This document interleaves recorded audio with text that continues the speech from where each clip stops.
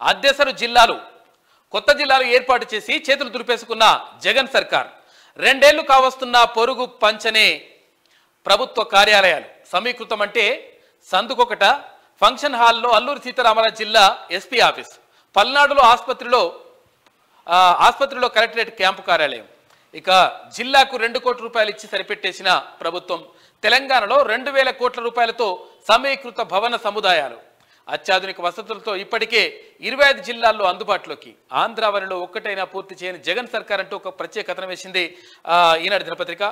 అయితే private IT సంస్థ కార్యాలయాన్ని తలపిస్తున్న తెలంగాణలోని పెద్దపల్లి జిల్లా కార్పొరేట్ కలెక్టరేట్ సమీకృత భవన సముదాయం పై చిత్రంలో దాని ముఖద్వారం అంటూ ఇక్కడ మనం చిత్రాన్ని చూసుకోవచ్చు. మొత్తం మీద ఇక్కడ అంటే తెలంగాణకు సంబంధించి అంటే అత్యద్భుతంగా అంటే ఈ కలెక్టరేట్ భవనాలు కానీ తర్వాత సమీకృత అంటే అన్ని ఆఫీసులు అందులో ఉండే విధంగా నిర్మించారు. అయితే ఇక్కడ ఏపీకి సంబంధించి అన్ని కూడా అద్దె భవనాలు నడుస్తున్నటువంటి పరిస్థితి కనిపిస్తూ ఉంది అంటూ ఒక కథనం వేసింది ఈనాడు దినపత్రిక.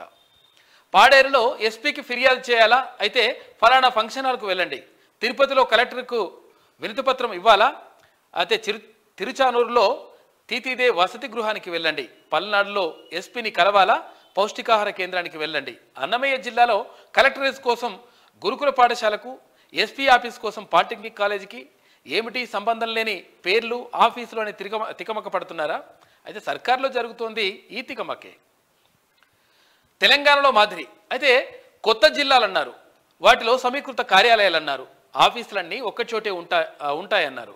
కొత్త భవనాలతో సకల సౌకర్యాలతో అలరారుతున్నటువంటి పరిస్థితి తెలంగాణలో కనిపిస్తూ ఉంది. అయితే ప్రజలకు ప్రభుత్వ సేవల్ని ఒకే చోట అందుతున్నాయి. 22 నెలలైనా ప్రభుత్వ కార్యాలయాలకు కొత్త భవనాలు లేవు, కనీస సౌకర్యాలు లేవు. అయితే కలెక్టరేట్ల నుంచి బిల్ కలెక్టర్ దాకా, ఎస్పీల నుంచి హోంగార్డుల దాకా అంతా అద్దె భవనాల్లో కొనసాగుతూ ఉన్నారు. అరకొర ఏర్పాట్లే జరుగుతూ ఉన్నాయి అంటూ ఒక సమగ్ర కథనం వేసింది ఈనాడు దినపత్రిక.